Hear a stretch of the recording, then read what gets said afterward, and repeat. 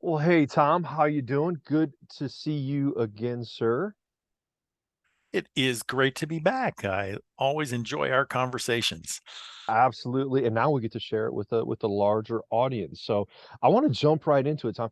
We've talked a bit about what you like to share in your speech.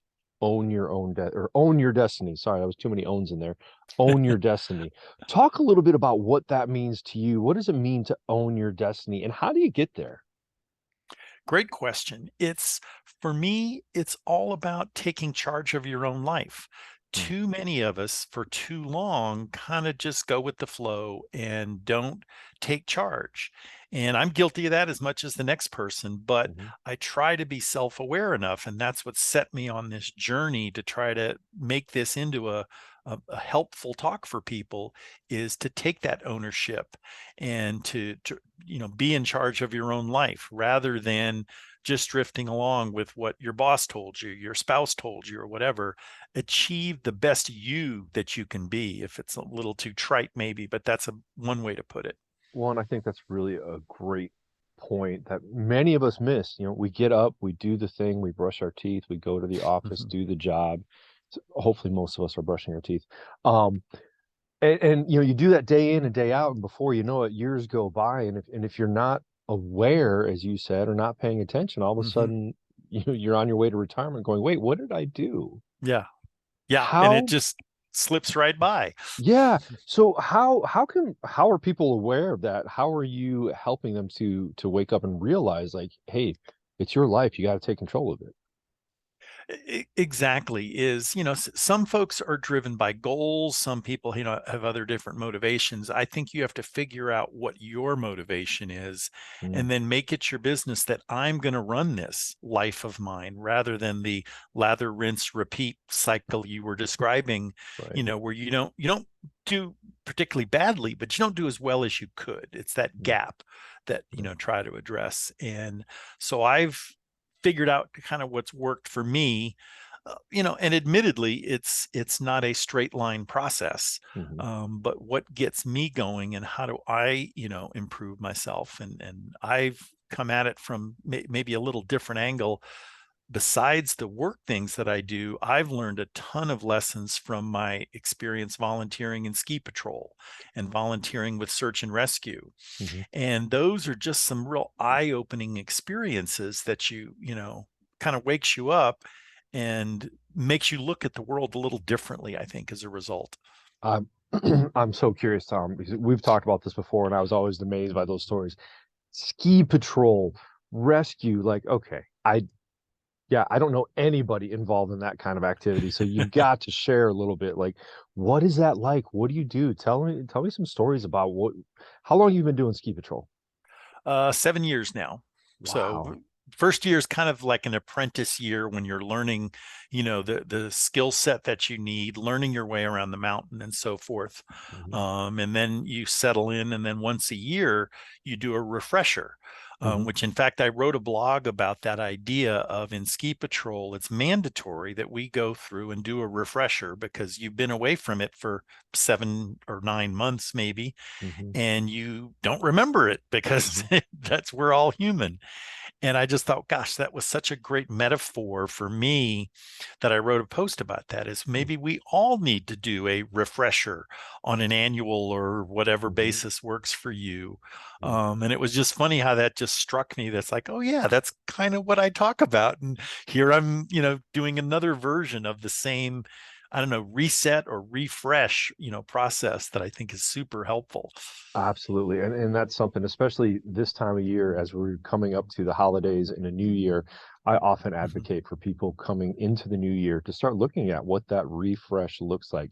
Is it, we Mhm. talk about uh resolutions and the new year, but it doesn't always have to be a resolution. It can just be a refresh. Like Yeah. where am I going? What am I doing? Is it the way I want to go? What are my Mhm. what are my accomplishments for the last year? What do I want to do this year? How do I own that destiny and make sure I'm conscious of where I'm going, that I'm finding the meaning where I need to. What Mhm. I'm gonna keep at this ski patrol thing Yeah. because it's so Well, intriguing. let me give you a ski patrol story. Oh, absolutely. One of the elements in my talk is all about earning trust, Mm, because I make the claim that none of us does really great things on our own. It's mm, always in collaboration with others. In order for that to happen, you need a trusting relationship with mm, those folks. mm, And I think that comes through constantly in the ski patrol world, where if you've just hit the deck, you're hurt, and you really need some help. And the person that skis up behind you is fumbling and stumbling. And just before they get there, they fall over. Not going to inspire a lot of trust that, oh, yeah, absolutely. I'm going to, trust my life in this guy's hands. And so part of our role in ski patrol is the appearances. Mm, And so we talk about that is how we approach somebody on the mountain when they need help. And in a matter literally in seconds, to establish that trust that, like, oh yeah, I'm in a bad way, but this is a person that can help me. And so interestingly enough, that is the thing we drill over and over again, is the approach of mhm, how do you inspire trust in those first few seconds of mhm, meeting somebody on the mountain. It's, how you behave. And there are rules of engagement, I'll call it, mhm, of I can't treat somebody on the mountain until I have their permission. Well, mhm. we don't sign forms and stuff when you're sitting there with a broken leg. It's like, Right. hi, I'm Tom. I'm with Ski Patrol. Looks like you could use some help. Can I give you a hand? Why, Mhm, yes, you can. And boom, then we're off to the races, because we've established that trust. The uniform does it, our right, whole manner when we pull up to people does it. right. And that's just, one example that in life, when you meet somebody for the first time, how are you doing in that Mhm, first impression? Are you helping or hurting your cause when it comes to building that relationship of trust? If you start out, you know, unprofessionally, now you've got to recover from a bad impression. So keep that in mind as you meet people. right, and I think it's an interesting point. Not only are we talking about the appearance and the approach, but having the competency, right, True. to truly help. That's gonna, I think as human beings, we can pick up on that pretty darn quickly when we're talking to somebody, whether or not they're competent to be able to follow through to help, to do what they say they're gonna do, to have that integrity to be, who they say they are. Yeah. Yeah. So Go go ahead. ahead. Well, I'm Uh, curious, what got you interested in ski patrol? I started in search and rescue first, and then friends of mine in that world also did double duty in ski patrol. And I figured out, well, ski patrol sounds more fun, and it Okay. is very different worlds. One of the obvious differences that doesn't occur to you until you do both is ski patrol is on a scheduled basis. You have a designated shift. I have to be there Saturday at 7 o'clock because Mhm, we open the mountain at 8 o'clock. mhm, Search and rescue, you're strictly on call. And so it's that, weeks or months go by and not a thing. Nobody, needs your help until they do. And then mhm, it's urgent. And yeah, so that's the obvious difference, is the hurry up and wait aspect of search and rescue versus in the course of a day on ski patrol, you may get, as a team, that is, we may get 5, 10 calls total in a day. In wow. search and rescue, you may get one call every 3 months. So Right, very right. different rhythms, although very similar once you respond. It's just that struck me as one of the main differences of, uh, you know, being ready to go, but maybe you don't get the call. Yeah, and that's fascinating. If I'm hearing you right, search and rescue is more about those out on the mountain hiking or camping or kind of out at different times of the year. And obviously ski patrol is, well, skiing in the snow. Is that Yep, fairly it's a accurate? much yep, it's a much Okay. narrower field of activity. Of We have a designated area, Hmm. designated, responsibilities in ski patrol. Hmm. And in search and rescue, gosh, it can be anything. I mean, Yeah. it's different as an Alzheimer's patient that wandered away from his home or care facility. Oh, That's wow.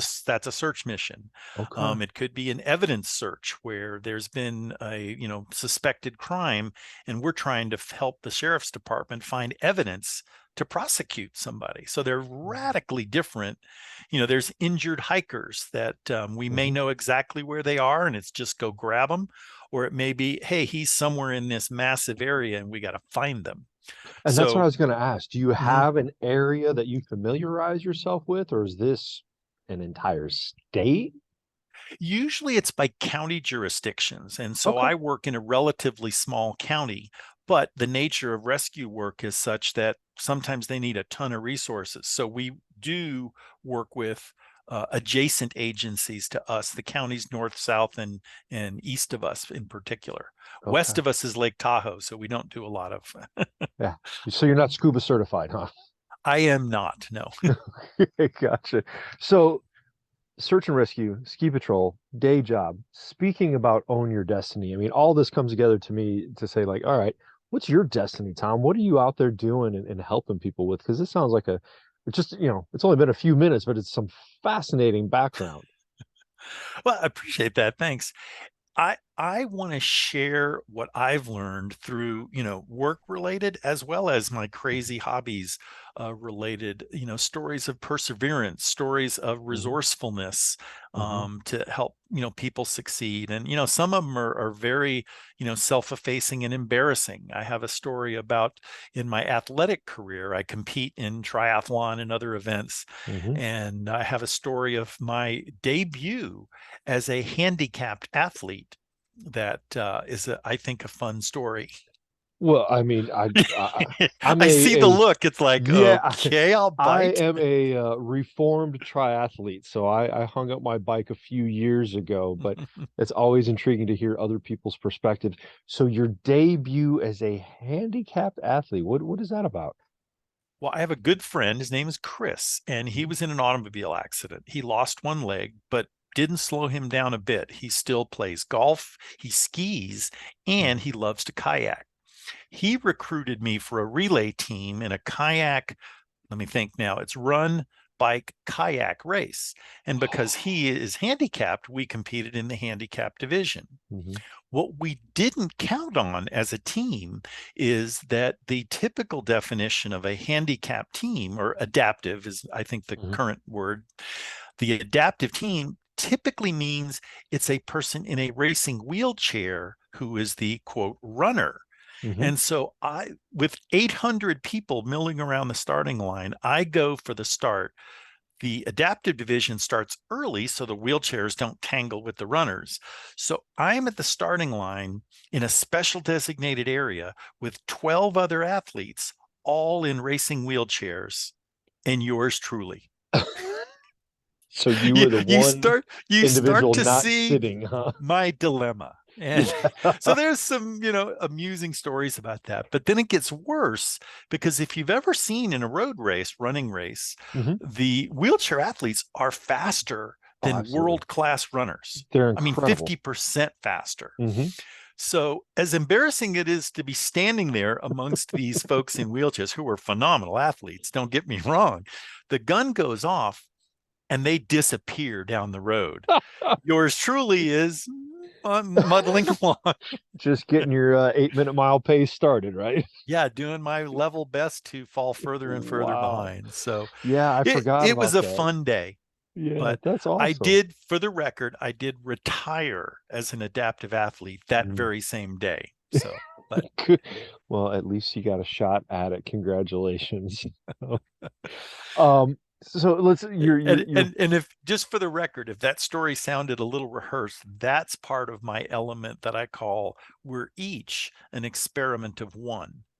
And hmm, you may recognize that. That's made famous by a guy named George Sheehan, who was a author, famous runner and a physician, actually. there we And go. Yeah. yep, and he described each of us as an experiment of one. Hmm. And for me, recognizing that yes, I'm going to learn from the alleged experts and shortcut, my path to figuring out how to do things, but I'm also going to recognize myself as an experiment of one, and I will approach things differently. I'll bring unique gifts and talents to the problem at hand. And I encourage people, that's part of being your best self, Hmm. is recognize how you may approach it differently than the 12 people around you in racing wheelchairs. Absolutely. And here on the Meaning Project podcast, we like talking about self-experimentation, trying to learn different things and Mhm. grow. I'm curious, what are things maybe you're experimenting with today? What is your experiment of one this year? To really launch the speaking business. It's, Gotcha. we've talked earlier about, the stops and starts with COVID lockdowns and so forth. Hmm. And, for me, it's like, all right, I've kicked this can down the road a little bit and it's time to, get over the hump. Hmm. And as we talked just in the, before we jumped online, is this next week is a momentous week of great opportunity for some exposure with my exact target audience Hmm. to give a talk. And so high expectations for next week. Awesome. Well, good luck with that. Let's talk a little bit. You said your target audience next week is a Mhm. sales team, correct? Actually, I would call them reluctant salespeople. Reluctant salespeople. Okay. Yeah. I think there might be many of the reluctant salespeople listening right now. Let's talk a little bit about that. What does that mean? Who are you speaking Yeah. to? Yeah, a totally different talk, although there's a little overlap in some of the lessons learned. This is for folks, typically technical people Mm, or other, skilled professions that still have some element of sales in their job. And they may be reluctant to admit that. And mhm, yet, if they recognize that that's a skill set they can learn, it's not something you're born with, mhm, they can be much more effective. So that's my message for the audience next week is, and it boils down to relationships, big mhm. surprise. Right. So that's kind of the overlap, is how do you help people get what they want? I can probably not butcher it too badly. There's a great Zig Ziglar quote that says, you can have anything you want if you help enough other people get what they want. Absolutely. I think I was pretty close to the action original I, of I that. think I recall reading or hearing something like that, and that's a lot of what we talk about in the idea of self-transcendence. When you go about Hmm. your life, your destiny, helping other people, you find that you're far happier, healthier, and just enjoy life more. And so that idea that Zig talks Hmm. about, like, yeah, you can really do well and help yourself by helping others. I know I've quoted this before, but I always like to joke about the great prophet and philosopher Joe Rogan. He said that helping others is actually the most selfish thing you can do because it feels so good and rewards us so much. I had not And heard that, but I totally get it. yeah, and that's, I mean, I think that's repeated throughout good history, good philosophy, and good sales training, apparently, too, if it's Zig Ziglar saying it, right? Yeah. No, it's funny, all the many overlaps that you see, because in the volunteer things that I do, Hmm. it's like, oh my gosh, that's so wonderful that you volunteer. And sneakily I admit, it's like, yeah, but it's pretty selfish because I really enjoy it. Yeah, and that's the great thing. I wish more people would realize that the more we help others, the better off we are, the happier, the healthier, the more well we are. But so often in our world today, we get bogged down with me and what I Hmm. want and what I want to get and what I want to do. And it's amazing that when you can turn that corner and help others, it really can be life changing. Obviously, for you, ski patrol, search and rescue, all these things, like I'm sure it had a significant impact on your life. Oh, without a doubt. Yeah. Like I said, just some of the lessons that you learn, in doing that, and the teamwork that's involved, and Hmm. the commitment that it takes, to be out there when the conditions are miserable. That's one of the jokes about search and rescue, is nobody gets lost on a beautiful sunny day. That's such a well, I will confess that my hiking buddies and I, when we see difficult conditions coming in, we found many a hotel to hunker down in. So, Yep. well, I think I've gotten to that point in my hiking career. I'm like, nah, I just really don't want to sleep in the rain. Yep. You've earned that privilege, I would say. I've paid your dues already. Absolutely. Well, let's talk a little bit about your keynote, Own Mhm. Your Destiny. I know there are 5 points to it. Is there any one that you want to expand on and really share with the audience and let them know, like, this is what you need to be working on this week? Yeah, we talked about, relationships is one, Hmm. that experiment of one is part of it. There's a couple of others. The last point, I think, is the one you can get the most bang for your buck. It's about being resourceful. Hmm. And the topic, I title it Resourcefulness Beats Adversity. all of us are going to face struggles, whether it's job related, family related, you name it. How you bounce back from that is what I consider that's the resourcefulness. Mhm, And so I give some examples, including one from a search mission that we did of employing our resources, using those unique gifts and talents of the team that we had assembled to solve a potentially very challenging problem. mhm, But I like to talk a lot about resourcefulness. That's something you already have. What's your skill set? Again, you are an experiment of one. What do you bring to the table when you're mhm. working solo or when you're part of a team? That resourcefulness. If you're a fan of the movie The Princess Bride, where they're Of trying to course. solve the problem of storming the castle, and Wesley keeps asking, well, what are our resources, or something to that effect. And that's like, that's resourcefulness, and Yeah. they have the disguise, and they have the the different parts of their plot. That's a great entertaining example of resourcefulness. And for those that have not seen The Princess Bride, please do yourself a favor and go. I won't I give don't any think. spoilers because Oh, I can't imagine, but there may be people that haven't seen that movie yet. I cannot believe that. I don't know about this audience. I'm sure there are people out there, but if you have not seen it, you must. Because in that part, I remember Billy Crystal saying, "Oh, good luck storming the castle," and that's in his very sarcastic way. I am curious. I want to Mhm. compare. In my field, the idea of resources. Um, Mhm. comes from the inside, right? We have a storehouse of noetic resources, this storehouse of our humor, our compassion, Mhm. our unique humanity, those things we bring to the table, as you said, bring to a team, bring to our life. When you speak of resources, what is it that you're speaking of? Your own specific gifts and talents, whether it's your sense of humor to Hmm. diffuse a potentially difficult situation, the skill sets that Hmm. in my crazy pastimes that I've come up with, that you can bring to bear to help in a problem, whether Hmm. it's technical skills that you've achieved, or whether it's just understanding of, hey, I've run into the problem you're wrestling with right now. Here's Right, some things that may help you get through it. right. I know they're kind of general, but I Yeah. think those are the unique things that we can bring to a team or to our own individual endeavors. Yeah, and I think that's a great point. I don't think many of us spend enough time recognizing and appreciating those resources we have, what we bring to the Mhm. table. Kind of a funny story on that one. This is a couple years ago. A group of us were sitting out back on my patio, and I was one guy, this poor guy, every time he would walk across a path, would stub his toe on a piece of concrete that was sticking up. He's like, you really need to do something about that. Put hazard tape. I'm sorry. You know what? You're right. I have to get that fixed. And one of the other guys looked at me and he goes, well, too bad you don't know anybody that works in concrete. And I'm like, wait, what? You were? He goes, yeah, been doing that for a couple of years now. And I thought, we don't always know the resources we ourselves bring, Yep.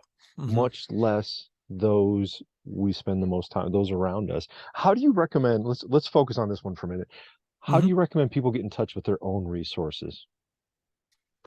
I think it comes partly from introspection and partly from talking to others, Mm, that we may have gifts that we don't even perceive, because I always talk about the idea that whatever you do, you perceive as normal. When I was training for long distance triathlons, I assumed that everybody did 6 hour workouts because I did, and yet that's apparently a pretty unusual thing. somewhat, yeah. And so I just found that one of those aha moments is that what I consider normal, is completely extraordinary to other people and potentially Right. really valuable. I don't think a 6 hour bike ride benefits anybody else. That's a different category. Mm, But those kinds of things that other people may not even know, that you have that skill, whether it's man, I got to figure out what the heck I'm doing with my taxes. Oh, mhm, well, I'm not, but your best friend may be an accountant, and you just right, don't know that because you've only met them much later in life. right. or a concrete guy when you need one. that you didn't even know was doing concrete.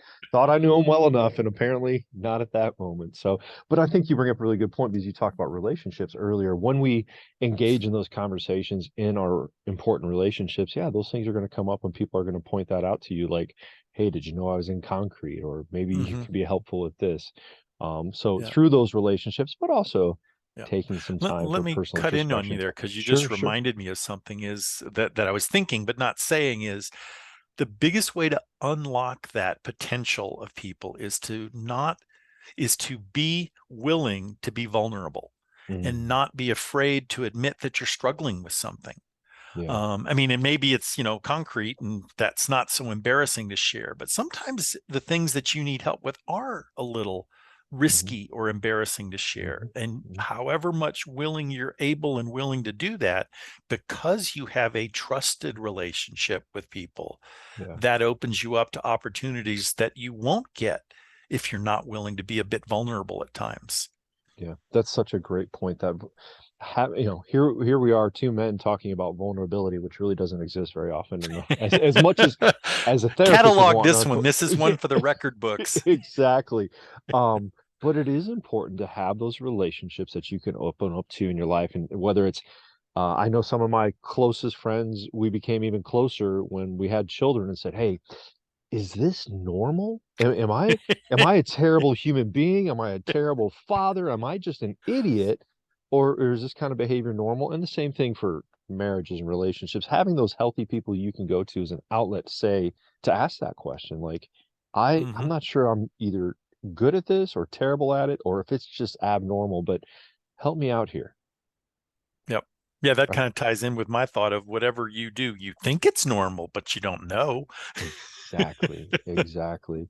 Well, Tom, I tell you what, I think this is a good place for us to take a pause until we meet again. That was really ski patrol concrete. We covered a whole bunch of stuff here today. If people want to find out more, I know you're speaking next week and you're looking to do some more and get that message out there. If people want to find out more about you, where can they find out? Sure. My website is pretty simple if you spell my name right. That's the caveat. It's Ah, tomdubos.com, and Dubos is Dubos. I will make And sure if that makes it into the show notes so people can just click on that rather than trying to spell it. Absolutely. That would be super helpful. And yeah, Awesome. I'd love to talk about, my pet topics of owning your destiny Hmm. and sales or presentation skills. Those are, Hmm. some of the things that I think are my, God-given talents that I can share and help people in those areas because those are things that people do struggle with. And Absolutely. Absolutely. Number one fear of most people in the world, presentations and public speaking. So if you can help with that, you're yeah, definitely halfway to becoming a psychotherapist in some ways. yeah, that sounds like it's a little out of my league. I'll stay in my lane and leave the professionals to do their Ah, work. all right. Well, Tom, always a pleasure. Great chatting with you again today. Good luck in your speech next week, and can't wait to hear from you again. Take care. You can look forward to that. Thanks very much. All right. Bye bye.